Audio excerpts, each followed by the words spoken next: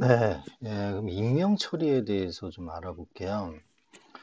지금 그 개보이에서 그 나온 가명 정보 처리 가이드라인이 있다고 그랬어요. 여기에는 익명 처리에 대한 내용은 없습니다. 예.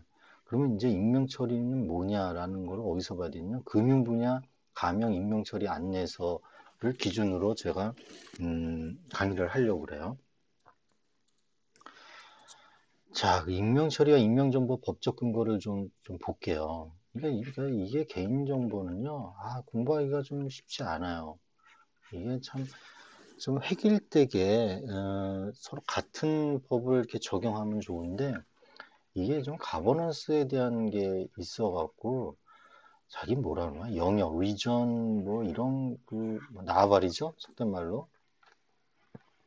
그런 게 좀 있어요. 하여튼. 어쨌거나 개법부 일반법은 이제 개인정보보호위원회가 이제 규제 관리 감독을 하는데 가명정보에 대한 정의는 제대로 되어 있어요. 근데 익명정보는요, 58조 2를 그냥 가명정보로 해석을 하는 거지 이게 가명정보다라고 디파인은 안 돼 있어요. 그냥 58조의 2에 대한 게 익명정보로 해석을 하는 겁니다. 그래서 가명정보 처리 가이드라인에 보면은 익명정보는 58조 2로 용어 정의를 해요. 그러니까 법률에 제가 계속 강조하는 게 이 개보법의 용어 정의에 법률의 용어 정의에 익명 처리가 뭐다라는 걸 정의만 해놓으면은 이게 매끄럽게 넘어가거든요. 근데 그걸 안 해놨어요. 여하튼 자, 신용정보법 볼까요? 같은 우리나라의 법인데 여기 가명정보 가명처리는 정의되어 있어요. 자, 그 다음에 40조 2의 가명 익명처리에 대해 관한 이제 행위 규칙이 있고요. 익명정보는 익명처리한 정보로 이렇게 표현을 했습니다.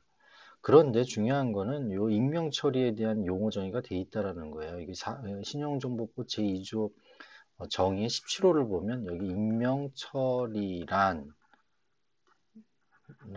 뭐다라는 걸 정의를 해놨어요. 그 다음에 익명 정보는 익명 처리한 정보라고 이렇게 해놨으니까 이렇게 매끄럽게 된 거죠. 이렇게 정의를 해놨으니까 가명 익명 처리 안내서라는 그 가이드라인은 이제 나온 겁니다. 그래서 신용정보법과 달리 개보법은 익명처리, 익명점의 용어 언급은 있지만 명확한 정의는 없다라고 제가 판단을 하는 거고요. 자, 신용정보의 이용 및 보호에 관한 법률 2020년 2월 4일 개정한 거 보면 여기 보시죠. 예.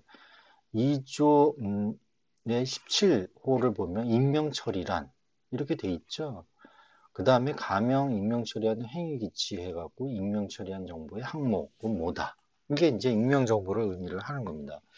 그래 놓고 금융 분야 가명 익명 처리 안내서를 이제 발간을 했어요. 그래서 여기 매끄럽게 여기 익명 처리에 대한 정의가 있으니까 더 세부적으로 이제 해놓은 거고 또 익명 정보는 여기 익명 처리를 받아서 익명 신용 정보 주체를 알아볼 수 없도록 익명 처리한 정보를 말합니다라고 해놓은 거죠. 매끄럽죠.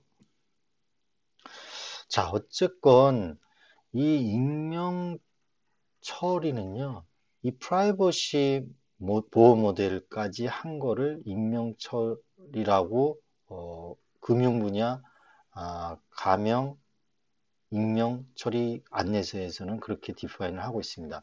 예전에 2016년 6월 30일 나온 그 비식별 처리 가이드라인이라는 게 있어요. 그 박근혜 정부 때 이제 만든 거죠. 2016년일 거예요, 아마. 이때 보면은 이때는 비식별 조치인가요? 뭐 처리인가라는 단어로 써서 했는데 이때는 프라이버시 그 모델을 넣어놨어요. 예. 그래서 그거하고 이제 같다라고 보시면 됩니다. 근데 지금 현재는 가명 처리는 이 프라이버시 모델을 적용하라는 말이 없어요. 그러니까 이 프라이버시 모델을 적용을 해서 적정성 평가를 해서 적정하다라고 하면 그거는 임명 조치가 된 거라고 이제 판단을 합니다. 여기 보면은 금융 분야 가명 임명 처리 안내서 82쪽을 보면은 개인이 직접 식별되는 것뿐만 아니라 추론을 통해서 식별되는 것도 방지하는 걸 목적으로 한다. 추론되는 거. 주로 익명 처리의 적정성 평가 기준으로 활용된다라는 겁니다. 뭐가? 프라이버시 모델이. 그럼 프라이버시 모델이 뭐가 있느냐? K 어나니머티, L 다이버시티, T 클로즈니스. 뭐 이제 뭐 델타 뭐 다른 것도 좀 있어요. 있는데 대표적으로 요 세 개에 대해서만 우리는 학습하도록 하겠습니다.